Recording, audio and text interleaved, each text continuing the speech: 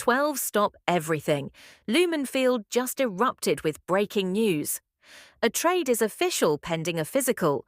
A weak link just saved his job against the Commanders, and a 2023 draft pick is already gone. Insiders are boiling, and here's the first payoff. The new weapon Seattle just acquired already has for 199 yards this season. That's not a rumor, it's production. This is the sound of the NFC West map being redrawn. If you are the 12th man, smash that subscribe button and make the 49ers tremble in the comments. The next 72 hours will be deafening. We start with the advice Sam Darnold just received that changes the entire playbook. The whispers started when the trade was announced. Why was Shaheed available? His career average of 16.5 yards per catch had plummeted this season to 11.3.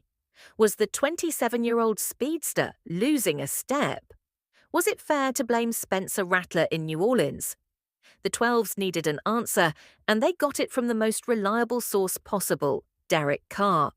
The veteran quarterback who threw to Shaheed for the previous seasons offered Sam Darnold simple, encouraging advice. Just launch it, and he will go get it. That's the endorsement that changes everything. And Seattle's offensive coordinator, Clint Kubiak, already knew it. He coached Shaheed last season in New Orleans when Carr was launching them, and Shaheed was in fact going to get them. Now that weapon comes to Seattle, let's talk about Sam Darnold. When he came out of USC, the knock was on his mechanics, his turnovers, his fumbles, but no one, not a single scout, questioned his ability to fling the ball all over the field. His college numbers were exceptional, 8.5 yards per attempt and more than 13 yards per completion. That magic was lost early in his pro career, but as he gained experience, that deep ball touch returned. Between 2022 and 2024 on 3 different teams, those numbers climbed. We saw it last season in Minnesota. Justin Jefferson, Jordan Addison, and Yolan Naylor all had averages over 13.9 yards per catch. Jefferson and Naylor were just under 15. Darnold found his touch. We're seeing it this year. Jackson Smith-Jigba, who was not known as a deep threat, is getting perfectly thrown deep balls every single week. Now add Shaheed. This doesn't just double the offense's explosiveness. The advantage becomes exponential. Imagine the stress on a safety. He has to watch JSN on one side and Shaheed on the other.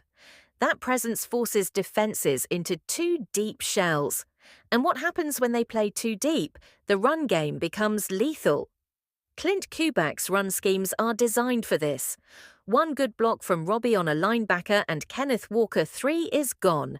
There will be no safety charging to seal the hole, and FL offenses throw deep just to force this adjustment. Seattle now has the players who turn low percentage throws into high percentage explosive plays. Do you believe this makes the Seahawks a top 5 offense in the NFC? Drop your answer in the comments. If you think this JSN and Shaheed duo is the most explosive in the NFC West, smash that LE button, but having weapons is useless if the quarterback is on his back. And that's where the second story comes in, because Seattle's biggest weak link just faced his biggest test, and the results are shocking. Sam Darnold played one of his finest games as a pro in the 38-4 demolition of the Washington Commanders. The offense was clicking, 8.7 yards per play. Receivers Torrey Horton and Cody White, who had 3 combined career touchdowns coming into the game, left with 3 more.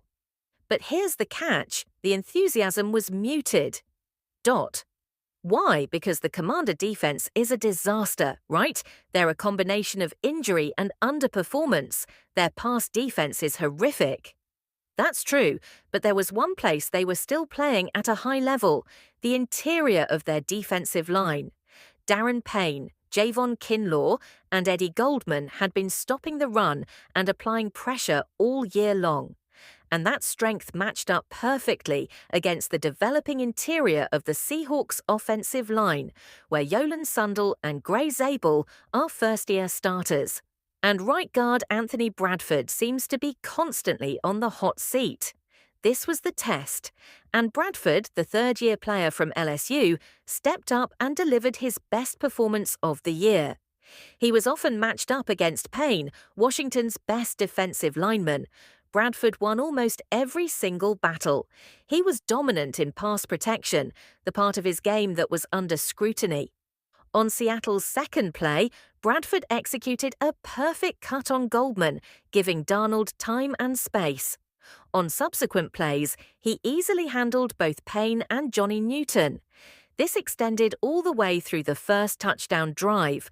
His only miscue on that opening drive, a failure to pick up a stunting Von Miller, but Darnold had established such a beautiful rhythm that the ball was out of his hands before Miller was anywhere close. That was the story all night. The line kept Darnold clean.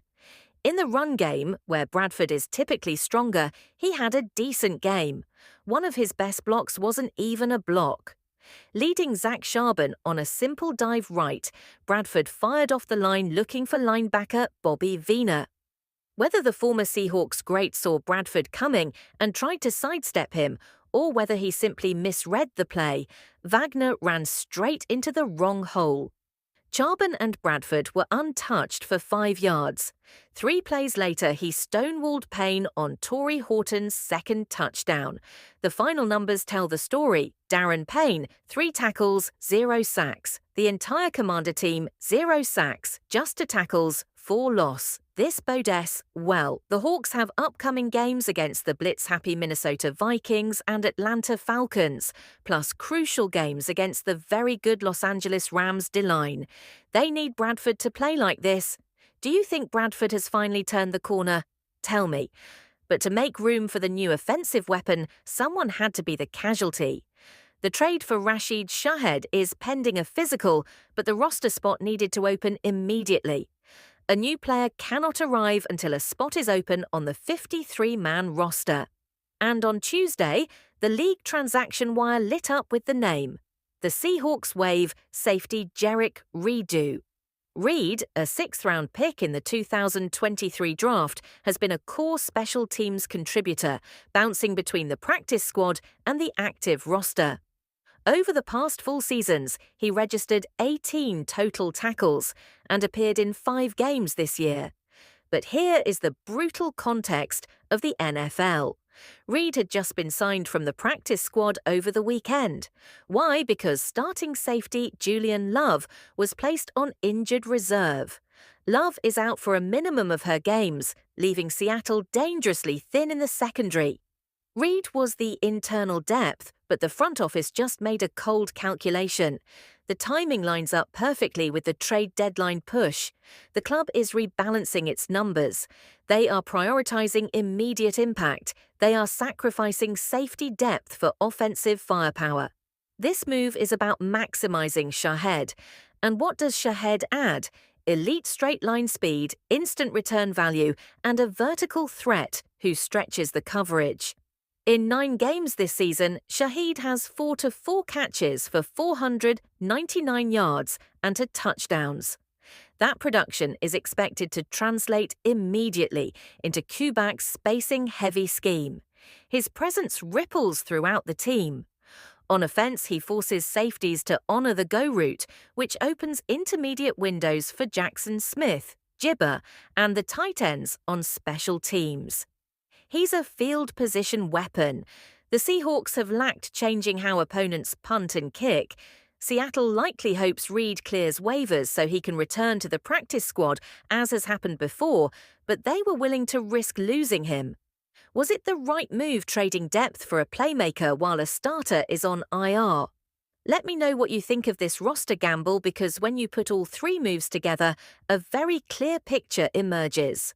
3 stories, 1 narrative. The Seahawks are done waiting.